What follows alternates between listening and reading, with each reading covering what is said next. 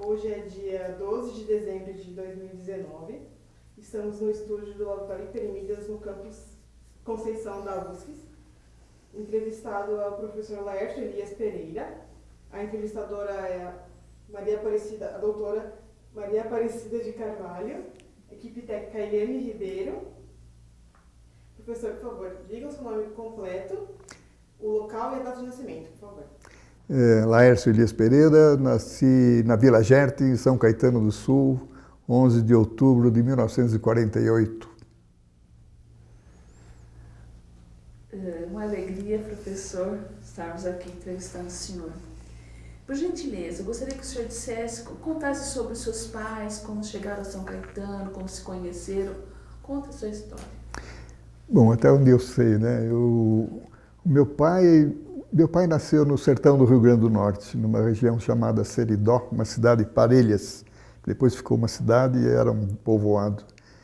E sempre lidando com a seca. Não é? Daí ele fez o tiro de guerra e apareceu a oportunidade para ele da Segunda Guerra Mundial. Então ele chamava André Elias Pereira. Ele virou André Elias e entrou de novo no exército e foi um pracinha Elias, não é? Deixou o Pereira. Quando terminou a guerra, ele ficou o tempo todo de guerra, na zona de guerra, né? Parnamirim, Natal, era uma base americana, ou dos aliados. Ele resolveu, e o sertão sempre é inóspito, né? Difícil, ele resolveu vir para São Paulo.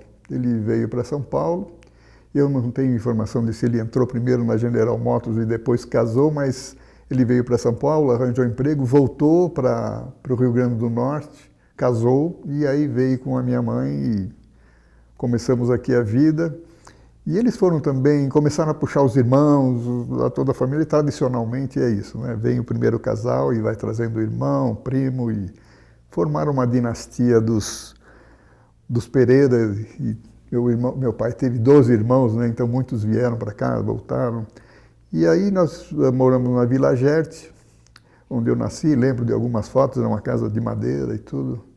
E aí, trabalhando na General Motors, ele conseguiu fazer uma casa na Rua Alegre, que perto do clube da General Motors, que aí foi eu acho que foi marcante nesse sentido. Nessa infância, minha mãe consta que ela era professora na roça, então ela tinha uma visão de me dar livro do Monteiro Lobato, me dar disco de historinha, e vários livros, né, inclusive, incentivar isso. E meu pai não tinha escolarização, embora tenha sido ex-pracinha, e ele resolveu fazer o Instituto Rocha Pombo, que ficava perto do clube da GM. Ele resolveu aprender a ler direito para poder me ajudar, né? Ele entrou junto comigo na escola, na verdade. Eu comecei no Externato Santo Antônio, acho que 5 ou 6 anos, no pré, né? Chamava Jardim da Infância na época. E daí veio uma experiência que eu não lembro, o que é mais marcante foi assim, minha desavença com a religião. Acho que tem uma forte raiz aí, que sempre a madre ameaçava que a gente não ia voltar para casa e eu chorava. Eu chegava em casa chorando e minha mãe resolveu perguntar para a madre por que eu chegava chorando. Ela falou que não sabia de nada. Eu ouvi a conversa da madre falar uma coisa que não existia. Para mim era uma coisa de Deus, a madre era uma coisa de Deus, embora eu confundisse Ave Maria com Árvore Maria na época. Mas isso me marcou bastante. Como que a mulher de Deus falou uma coisa que não era, né? Porque eu tinha vivido isso. Minha mãe, sábia, não me chamou atenção e tudo, e deixou isso passar. Aí fui fiz o primário no Vila Barcelona, onde... Aí comecei também nessa época, já do Externato Santo Antônio, entrei no escoteiro. Isso foi interessante, porque foi a grande marca da minha educação. Chefe José Gonçalves, grupo escoteiro João Ramalho, entrei com 6 anos, fiz o meu primeiro acantonamento aos 6 anos, e foi esqueci de levar comida, que foi bem marcante. Mas daí para frente eu fiz uma boa carreira dos escoteiros, fui tudo, né? Fui lobinho chefe, lobinho mor, fui escoteiro. Por conta das histórias que a minha mãe contava e os disquinhos que eu tinha, eu fui para o teatro dentro do escoteiro e fui bem E aí foi minha paixão pelo teatro começou quando eu era lobinho, porque eu fiz uma peça de teatro com um dos discos que a minha mãe me deu, que era O Lobo e o Cachorro, e por acaso era uma história de liberdade, né? Aquela que o lobo não aceita ser o cachorro por causa da coleira. E tinha também, no clube da GM, tinha o General Mirim, que era um programa de auditório e tal, e a gente como escoteiro apresentava as coisas lá. Aí ficou essa paixão pelo teatro que foi importante. Incentivado pelo chefe Gonçalves também, eu fui para o Senai, né? Primeiro Senai fui ajustador mecânico, Senai de Santo André. Isso já era como funcionário da GM. Eu tenho a carteira assinada aos 13 anos, né? Eu era um funcionário da General Motors. E os esportes, como que acontecia lá no grupo de escoteiros? Então, o chefe Gonçalves, ele era o nosso treinador de tudo, não é? E como tinha muitos esportes no clube, a gente jogava tudo. Jogava voleibol com o técnico Arnaldo, jogava basquete e o futebol era com o chefe Gonçalves. O outro lobinho, curiosamente, era o Luiz. E o chefe Gonçalves tinha uma mania, que a gente gostava até. Quando aparecia um segundo nome igual, ele dava um sobrenome. Então, esse Luiz era o Luiz Chevrolet, né? E o Luiz Chevrolet era o goleiro e eu era lateral. E aí, um dia, nós decidimos que a gente ia trocar, que eu ia para o gol e o Luiz Chevrolet ia ser o lateral. Daí ele foi até a seleção brasileira e certamente não aceitaram o nome Chevrolet. Ele foi para a seleção brasileira como Luiz Pereira, que ficou famoso bastante. Aliás, na Rua Alegre, a partir do chefe Gonçalves, tivemos muitos jogadores profissionais de futebol. Inclusive, o ex-presidente do Sindicato dos Atletas Profissionais de São Paulo era da Rua Alegre, também era o nosso vizinho. Então, tinha um núcleo a partir do clube, do grupo escoteiro, João Ramalho, que trabalhou bastante os esportes, né? E como é que foi a sua... Depois no grupo escolar, foi para a Vila Barcelona, no grupo escolar? Sim. Quando eu fui para o ginásio, na verdade, não tinha ainda em São Caetano, eu fui para Utinga, para o Amaral Wagner, era em Utinga. Eu comecei o ginásio, na verdade, em Utinga. O Senai, na época, não valia ginásio, então de dia eu fazia Senai e de noite fazia quando foi de noite, já foi no Vila Barcelona, que teve o ginásio à noite. Foi aí a história. E a ideia de ir para o Senai, de seguir uma carreira na... A ideia era trabalhar, né? Eu precisava trabalhar, né? Minha mãe era costureira. Aí o seu pai incentivava também? Meu pai sempre teve serviços gerais, minha mãe costureira. Era mais ou menos os bolivianos. Minha mãe tinha uma oficina como os bolivianos têm no Brás hoje, né? Ela juntava as vizinhas lá e vinha alguém de São Paulo, trazia os blusões, e eu ajudava também, porque era coisa de couro. Eu ajudava na medida possível e precisava trabalhar. Então, a oportunidade que o chefe Gonçalves ofereceu, né, e contou, eu não sabia, que era possível ser o Senai, eu seria aprendiz e já seria um trabalho, seria remunerado. Isso foi importante também, foi fundamental. E aí fui a carreira e também, desde do Amaral Wagner, no Senai, eu tive ótimos professores de educação física. E isso também foi marcante. Então, primeiro foi o chefe Gonçalves, depois esses professores de educação física, e que deram um lastro para eu escolher esse caminho, né, que eu já vinha fazendo. A própria atividade de escoteiro tinha muito, né? Tinha muito de excursão, muito de caminhada, muito de natureza, que hoje chamam mais esportes radicais. A gente fazia nos escoteiros, sem falar em esportes radicais, era a atividade dos escoteiros. Então, acho que isso tudo deu um lastro para eu escolher depois a educação física. E depois, saindo do Senai, aí já ingressou na empresa? Como... Então, aí eu fui fazer, a minha geração foi fazer sociologia na USP, essa ideia. E eu fiz o cursinho, né, e aí com um problema, eu tinha tinha resolvido, por conta de gastrite, né, porque o trabalho na General Motors era terrível do ponto de vista, assim, eu estudando e tudo, tinha que estudar, né, porque à noite eu fazia isso, e estudava para a prova no banheiro, e o chefe cronometrava que eu ia estudar no banheiro, E aquela rigidez, não deu outra, eu fiquei com gastrite, e para me salvar da gastrite eu resolvi que eu ia fazer sociologia, porque tal, é aquela história. Eu vi também, meus mestres de ferramentaria foram os presos políticos da minha época, eram chefe de sindicato, os ferramenteiros, né, que era elite, e contavam histórias terríveis. E eu lembro que eu entrei nas histórias e já tinha uma certa posição nesse sentido. Eu vi, por exemplo, e para mim foi marcante, quando a General Motors começou a pintar os caminhões para não aparecer o sigla GM em 64, quando a GM daria suporte ao golpe militar, né, daria apoio. Então, assim, eu tinha essa formação e por isso saí para a sociologia. Eu precisava estudar isso para me opor, não acontecer mais com meus mestres de ferramentaria, né, não acontecer com outras pessoas. E fui por aí.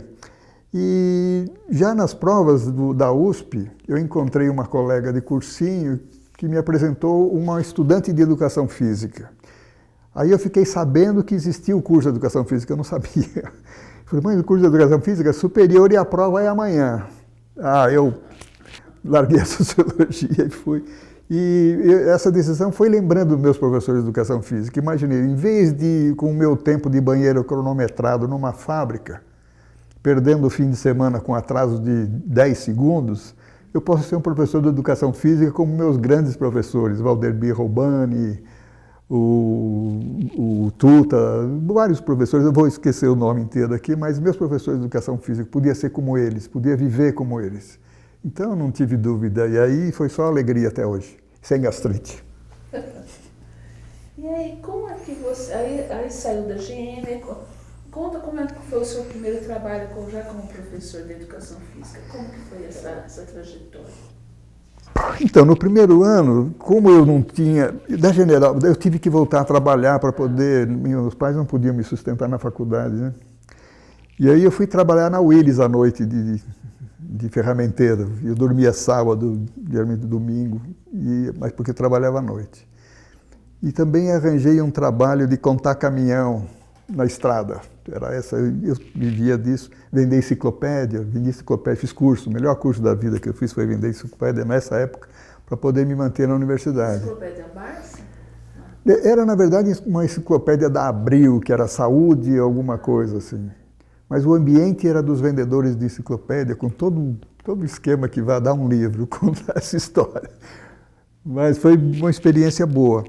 E surgiu, em 68 eu estava no primeiro ano, e daí eu estava com essas experiências de contar caminhão, de ser ferramenteiro à noite, e uma professora do estado ia para a Olimpíada do México, e tinha brecha para eu substituir a professora, trabalhar pela primeira vez, ginásio da Vila Santa Clara, pela primeira vez trabalhar com professor de educação física. E eu achei o máximo, só fiquei chateado porque, como eu estava no movimento estudantil, era 68, participava das passeatas, eu era o representante da educação física que iria para a Ibiúna nessa mesma época. E aí eu era o delegado da educação física em Ibiúna, porque eu era do centro acadêmico, fazia o jornal e tudo. E aí tinha isso que era sobrevivência, eu tinha que ir um substituto. O substituto foi preso, né, em Ibiúna, mas depois não ficou entre os muito presos, ficou só um pouco. Aí eu fiquei um pouco culpado, mas assim, eu não tinha outra opção, eu precisava trabalhar naquele período e foi interessante. E depois surgiu a oportunidade do vocacional, eu não lembro exatamente como eu cheguei no vocacional, na verdade. Mas como eu já vinha de muita leitura com a sociologia, já estava lendo Lauro de Oliveira Lima, eu já tinha uma visão de escola que o vocacional era o máximo. Então você não participou do treinamento do vocacional porque você foi apenas como substituto no vocacional? Esse substituto foi foi em São Paulo, foi no interior, em São Paulo. No vocacional, eu participei das reuniões, tudo, e a professora Mitsuko, que era professora de educação física, me recebeu bem e eu substituí o Stamato, né? E ela sabia que eu não tinha aquela vivência anterior que o Stamato tinha, e foi muito legal que ela me orientou nas leituras, me explicou como era, e eu só me encantei. Quando eu entrei para o vocacional, só me encantei. Falei, achei onde era, achei onde era a oportunidade. E o vocacional de São Caetano eu conto até hoje, né? Eu dou cursos por aí, algumas palestras, falo com professores e falo sobre a minha escola ideal, né? 4 quadras, um teatro ao lado que é possível trabalhar teatro, um banheiro para os professores de educação física tomarem banho e não sei o quê, e todo mundo vai falar, isso nunca vai ter. Eu falei, não, eu estou contando como era a minha escola. E acho que foi interessante nessa chegada, né? Foi importante a gente viver períodos, né? A gente tinha outro tipo de planejamento, a gente comemorava 13 de maio, que ridículo, mas de qualquer maneira a cultura, a gente trabalhava com artes, com português, e daí chegou a capoeira, a gente tinha capoeira no vocacional, não é? Então, como que era? Não, nessa época tinha alguma resistência? Não. Não, era na época, a gente começava as aulas, o professor da primeira aula lia as notícias do dia. E, claro, o Estadão tinha aquelas receitas de bolo e a conversa ia por aí. Então, era nesse sentido, todos nós, a gente se envolvia com isso. E na capoeira também, né? A gente tinha um professor que acabou ficando famoso. Eu convidei, ele foi dar aula na USP, nos intervalos, na verdade, nos intervalos sobre capoeira, chama Lorival Paris. Ele participava dos filmes, um artista, participava dos filmes do Glauber Rocha, tudo, e gostava de capoeira, e tinha uma visão de capoeira de luta, de resistência, não só dança, né? A capoeira mesmo, como a gente hoje conhece, mas na época da ditadura era uma coisa mais sutil para a gente fazer isso. Mas o Lorival Paris ia para lá, fazia palestra para as crianças, para os professores, todo mundo se envolvia, então capoeira teve alguns momentos marcantes em São Caetano. Ou no vocacional. E conta como que era o vocacional nos esportes, né? Ele se destacava, conta como era. Então, sempre foi uma festa, né? Porque assim, tudo era uma festa. Né? E na época surgiu a Olimpíada do Tijuco Sul, que era de São Caetano. Eu já trabalhava no SESI, também me envolvi bastante na organização. E nas Olimpíadas do Tijuco Sul era aberto até 18 anos. E o vocacional só tinha até a 8ª, né? Então a moçada não podia jogar contra os grandes. E eu participando da organização da Olimpíada, sem falar, eles vieram em protesto. Assim, como que você está organizando isso e não chamou o vocacional? Expliquei que não dava para jogar o pessoal de 18 contra o pessoal de 14. Aí eles não aceitaram. Falaram, não, nós vamos participar de qualquer jeito.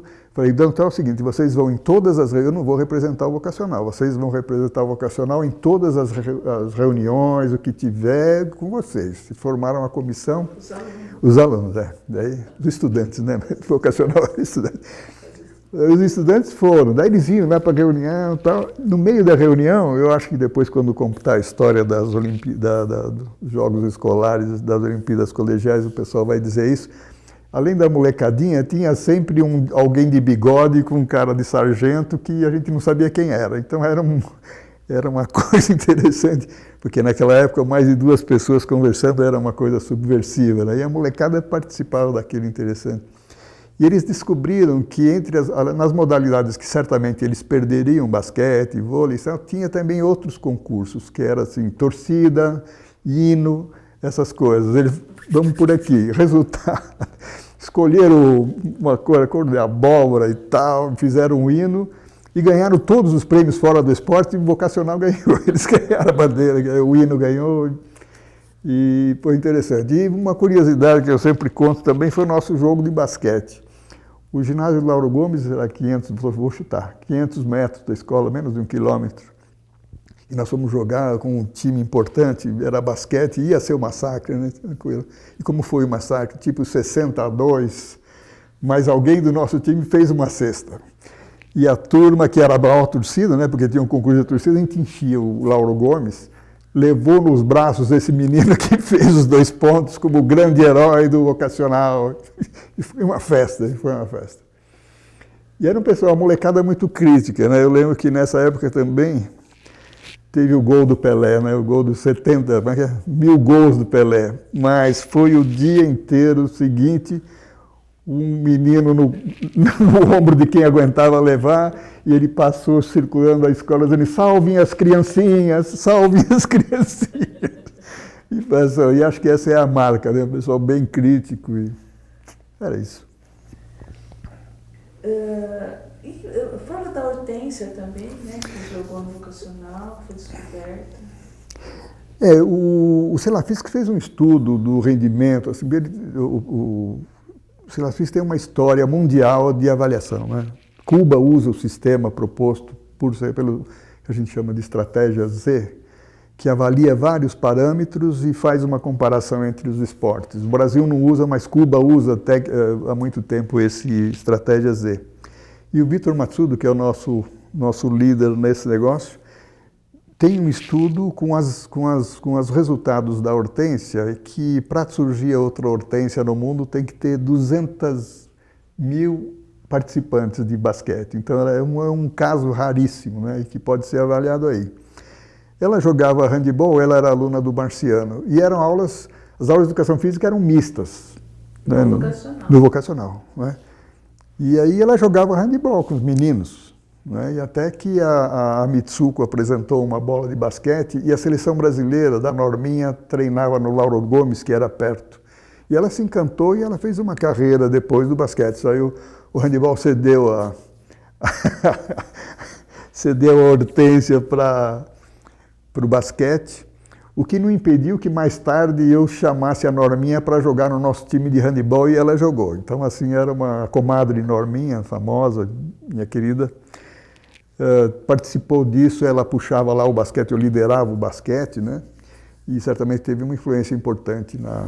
Conta sobre os times dos esportes lá do vocacional. Tinha o time de basquete, quais eram os times? A tendência era fazer uma coisa, fazer acontecer dentro da escola, sempre isso. E quando tinha uma oportunidade como essa, que não era boa, a gente sempre participava. Mas ela era diluída dentro da cultura da escola, na verdade. Não era assim, a escola vai levar um time. Era uma coisa assim que acontecia como o teatro, como outras coisas. Era rico como todas as atividades do vocacional. Aí, inclusive, teve um grupo de meninas do vocacional que integraram a seleção paulista de handebol, não foi? Sim, depois do Maranhão, agora vou vou contar. A gente tinha um time do vocacional, que era a seleção de São Caetano, que virou a seleção paulista, não é? E aí teve o primeiro campeonato juvenil brasileiro de handebol feminino. E foi em São Paulo. E eu já tinha contato com o Maranhão. E aí essas meninas que não estavam na seleção paulista formaram a seleção maranhense. E foi aí que... Eu era técnico na seleção paulista. E foi aí que eu perdi. Porque quando foi para jogar com o Rio de Janeiro, a gente estava disputando saldo de gols. Quando jogou São Paulo e Maranhão, a gente fez um jogo médio, mas o Rio de Janeiro não aliviou. Então, como São Paulo e Rio chegaram na final, o saldo de gols do Rio era maior por conta desse jogo que a gente tinha feito entre os amigos contra o Maranhão. E nós ficamos em segundo. Mas as meninas do vocacional, quem não estava na seleção paulista, ficou na seleção maranhense e participou dessa experiência, foi bem legal. Tem também alguns meninos que você depois seguiram? Sim, o do masculino, eu não lembro quem estava no vocacional, mas o Horácio com certeza, e do time de São Caetano, porque o vocacional deu origem ao time de São Caetano, veio um time da Moca e a gente juntou, fez uma seleção importante. E dessa seleção, que chegou na seleção paulista, foram 3 para o Maranhão comigo, né? Horácio, que é esse do vocacional, o Biché, que era o da Moca, e o Biguá. O Biguá recentemente a Assembleia deu o título de cidadão maranhense para ele, legal. E o Viché foi chefe do Departamento de Educação Física da Universidade do Maranhão, então eles caminharam. O Horácio saiu pelo mundo, virou a pessoa mais rica que eu conheço culturalmente e voltou para São Caetano. Então, assim, acho que não prejudicou ninguém ir para isso. Prejudicou certamente os 3 jogadores de handebol, porque quem ficou em São Caetano virou a seleção brasileira. Como eles moravam muito longe, não eram convocados e perderam essa chance, ficaram prejudicados nesse sentido. Os de São Caetano que continuaram foram para a seleção brasileira, fizeram uma boa Embora o Maranhão também tenha sido campeão brasileiro de handebol, eles contribuíram bastante para a história lá. E ainda voltando ao vocacional, como foi o término do vocacional? Você estava lá ainda quando terminou? Eu perdi o emprego, né? Assim, o meu fim do vocacional foi porque eu perdi o emprego. Eu fui, com todas as licenças possíveis, eu nem sei se eu posso contar essa história, não vou contar. Eu fui para a Olimpíada, fui carregar o caminhão da Coca-Cola na Olimpíada de Munique, fui voluntário. E como eu podia, pela lei estadual, não sei o que, eu poderia sair desde junho para a Olimpíada de outubro, fui fazer um monte de curso de handebol, conhecer meus mestres de handebol, por conta de estar envolvido com isso e trabalhar na Olimpíada. E quando eu voltei, disseram que eu estava desempregado, que eu não tinha mais emprego no vocacional. Eu não entendi direito, né? Eu falei assim, mas olha, eu fui pela lei e tal, mas eu fazia tanta coisa na época que eu falei, bom, está indo bem. A surpresa é que depois eu levei 21 professores para o Maranhão para poder fazer criar os cursos de educação física lá. E um dia um professor falou, eu trabalhei no Santa Maria também. Eu falei, como? Ele falou, não, eu era atleta de atletismo e o inspetor regional era meu técnico. Então tinha um professor que saiu lá para a Olimpíada e ele me deu o emprego dele. Eu falei, pô, o cara era eu, cara. Você me desempregou. Mas, meu amigo também, né? Essas histórias. Então, meu fim do vocacional não foi nada. Eu perdi emprego para o inspetor que deu emprego para outra pessoa. Foi essa. Mas foi interessante porque como no conjunto lá do vocacional tinha a Anne Sullivan, uma experiência extraordinária, né? Aula de educação física para surdo cego. Então, foi um aprendizado ótimo. Quer dizer, eu acho que eu não me abalei porque assim, tinha tanta coisa que eu fazia na época. E também estava perdendo um pouco já o pique do vocacional, estava virando um ginásio normal. E aquele encantamento não tinha mais, né? Então não sofri muito, sofri a perda do emprego, mas aquela esperança que hoje eu ainda tenho de uma escola que seja progressista, ou não sei se chama, não posso usar esses títulos, que seja do século XXI, né? Eu tinha perdido um pouco, na verdade. Me disseram que você tinha um carmanguia que colocava um monte de ano. Era o ônibus do time, né? O único problema é que era pequeno, então a gente fazia mesmo, era um carmanguia vermelho, mas que cabia o time inteiro de handebol. Não sei como também, mas cabia e a gente usou bastante. E ficou na memória de todo mundo, sempre que eu reencontro o povo, aquele carmanguia, pois é, aquele carmanguia.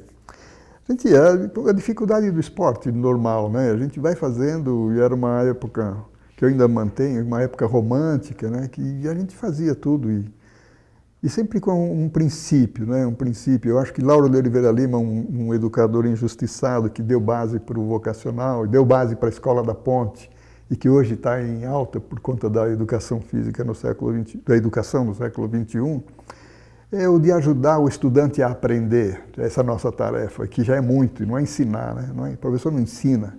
Então eu tentei fazer isso e eu uso a metáfora aí aquela varetinha dos pratinhos do circo, né? Um professor é isso, vai manter do máximo possível e cada um vai andar. Eu reencontro pela vida muitos ex-estudantes que tomaram seu rumo, eu sempre fico admirado com isso.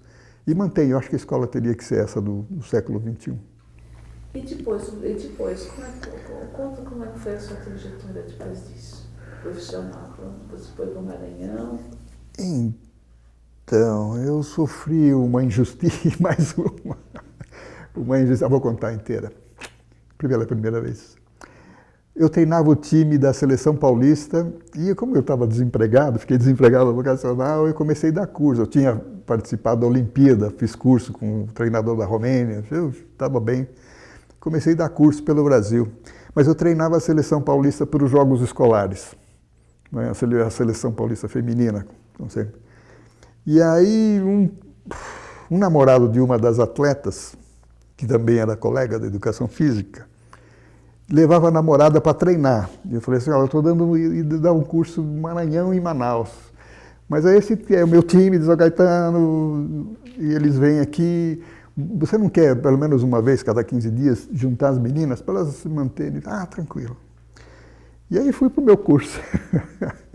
Eu perguntei para esse colega o que ele ia fazer em julho. Ele falou assim, não, eu vou apitar os Jogos Escolares Brasileiros. Eu falei, você vai então? Ótimo, cara. Daí você vai apitando, eu vou treinando, ótimo. Daí quando eu voltei, eu fui assistir o treino e ele não falou comigo.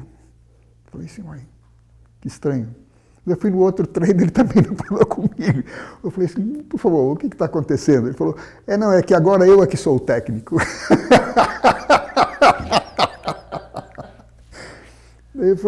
Eu fiquei tão encabulado dessa situação. Eu falei assim, nossa, como é que eu fio de bigode, cadê? Não tem, E aí, como eu tinha passado pelo Maranhão e o curso de Manaus furou por algum motivo, eu fiquei treinando a equipe do Maranhão e todo mundo, vamos Jogos Escolares do Maranhão.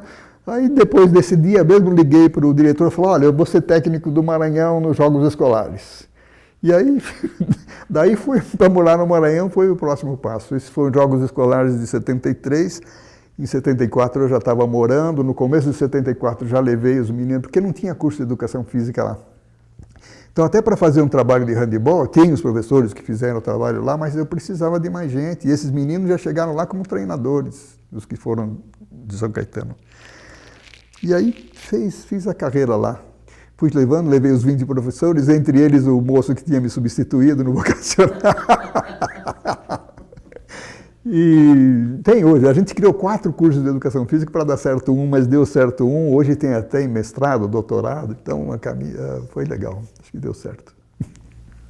E depois, ficou lá um tempo? Então, o problema é que eu estou sempre no movimento estudantil ou no movimento de professores. A gente criou uma associação de professores da Universidade do Maranhão e certamente brigamos com o reitor naquela época, né? E aí, o reitor queria me mandar embora, esse tipo de coisa, eu arranjei, já estava envolvido já na Política Nacional de Educação Física, fui salvo pelo Ministério, fui assessor do Ministério do Esportes.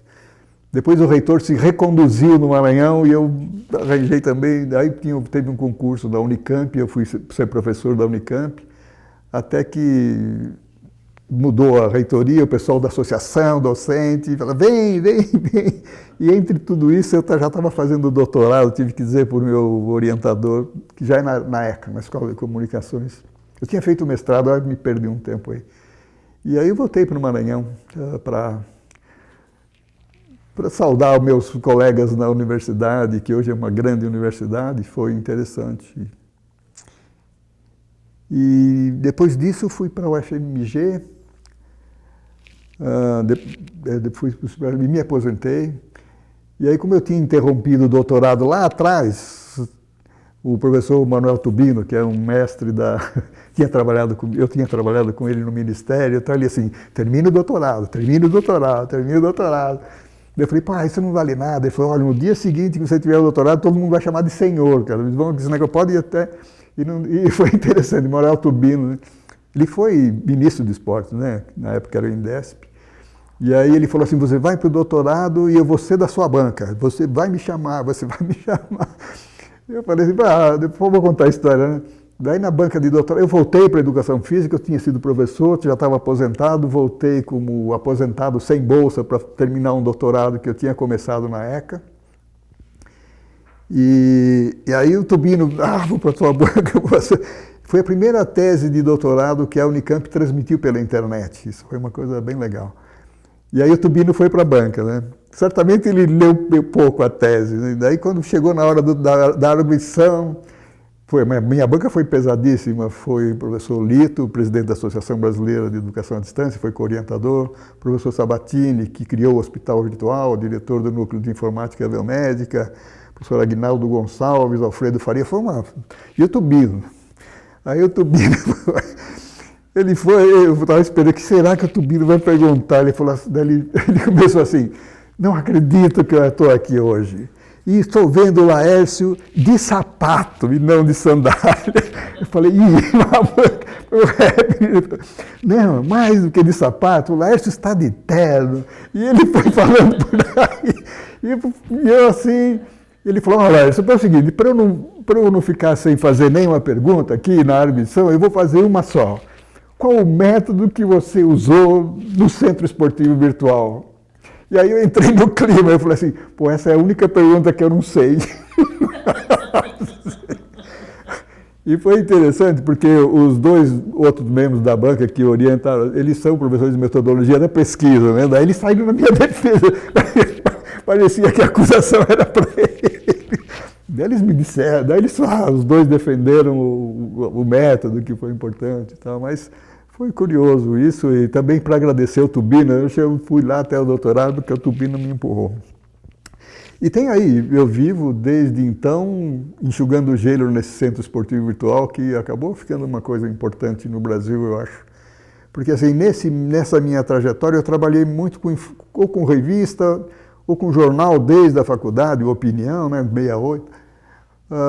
Eu trabalhei sempre com revistas, com publicações, e quando eu comecei o doutorado na ECA, e era o fluxo de informação e educação física no Brasil. E era a ciência da informação a base disso. Quando eu retomei na Unicamp a mesma coisa e levei o orientador, que era o Frederic Lito, ele foi também, o Sabatini estava criando o hospital virtual. E a primeira ideia da tese era fazer um CD para alguém do interior do Acre receber um CD com as informações de educação física. Eu já tinha participado, quando eu estava no Ministério, da criação do Sistema Brasileiro de Informação Esportiva. Então a ideia é assim, não está chegando a informação, não está chegando a informação. E aí, como o Sabatini estava criando, e eu já tinha trabalhado com o Sabatini quando tinha sido professor da Unicamp, da Educação Física. Ele estava criando, e a gente fez o primeiro Congresso Brasileiro de Informática em Educação Física junto. Daí ele veio e se integrou ao doutorado como co-orientador, e ele estava criando um hospital virtual. E aí, em vez de um CD, eu falei, opa, internet chegando, Centro Esportivo Virtual. E foi assim há 23 anos, e há 23 anos eu enxugo o gelo nisso. E aí,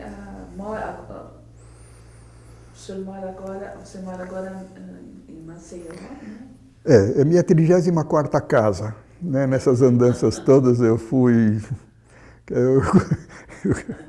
Eu gosto do cara, eu falei isso para o Juca Kifuri, meu amigo que me ajudou a criar o Centro Esportivo Virtual aqui, eu gosto do Carlito Maia, que eu não vim para a vida a negócios, eu vim a passeio. E trabalho porque é muito interessante, trabalho muito, né, porque é muito interessante. Então eu não sei por onde eu entrei por aí, mas você perguntou alguma coisa, agora eu não sei. Como que você mora agora? De morar, né, que eu falei, o Juca se assustou quando eu falei que era 34. Mas é por conta disso, e eu acho que em cada lugar foi isso mesmo, de tentar girar os pratos. Em cada lugar, assim, eu tenho muitos amigos, é meu patrimônio, e não saí de lugar nenhum, eu volto sempre para os lugares, a gente dá muita risada, e eu acho que foi legal construir esse passeio tal. Não juntei nada, né? Eu gastei tudo que eu ganhei na vida foi em passagem. Aliás, o Alfredo Faria Júnior, que a gente perdeu o ano passado, Faria morreu com 82 anos e até o último semestre da vida dele deu aula no mestrado da Universo, né? E uma das aulas do Faria todo semestre era trazer todos os mestrandos para o Centro Esportivo Virtual, cada um fazia sua ficha, buscar. Então é uma coisa legal. E ele é um professor de didática mais famoso do Brasil, didática e educação física. E ele me deu um título, estou falando isso para o título que ele me deu. Eu sou o professor de educação física, campeão brasileiro de andar de ônibus interestadual. Então acho que eu sou um professor que eu morei no Brasil inteiro e andei de ônibus bastante também. Nós perguntamos aqui no Memórias do ABC qual foi o fato histórico que marcou. Eu gostaria de te perguntar qual foi, na sua vida, qual foi o fato histórico que te marcou? No 68, com certeza. Né? Eu fazia o jornal e a polícia política invadiu o jornal, eu tive que ficar uma semana longe por conta disso. Eu acho que marcou, me senti no bom combate, no sentido do Darcy Ribeiro, perdi todas, mas não gostaria de estar do lado dos vencedores. Eu acho que esse 68 foi um resumo.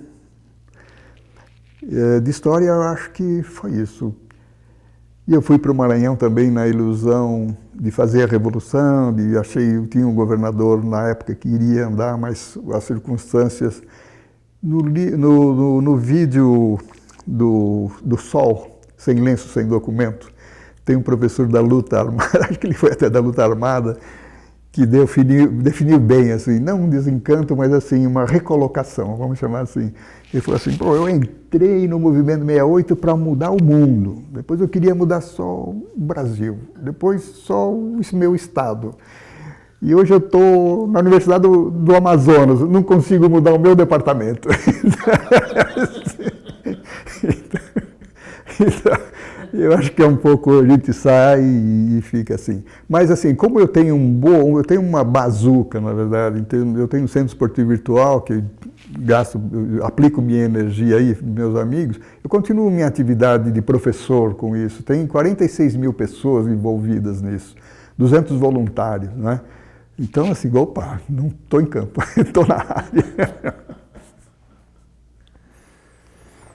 Tem mais alguma coisa que você gostaria de... Puxa, eu falei tanto, acho que eu falei tudo. Pode falar.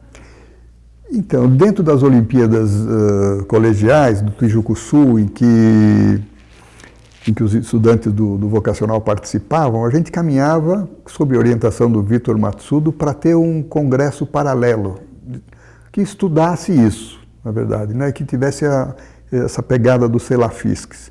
E dentro disso, em 78, a gente criou o Colégio Brasileiro de Ciência do Esporte, que é a maior sociedade científica dessa área, e tem até hoje, e é uma referência que começou em São Caetano e se expandiu hoje com essa importância toda.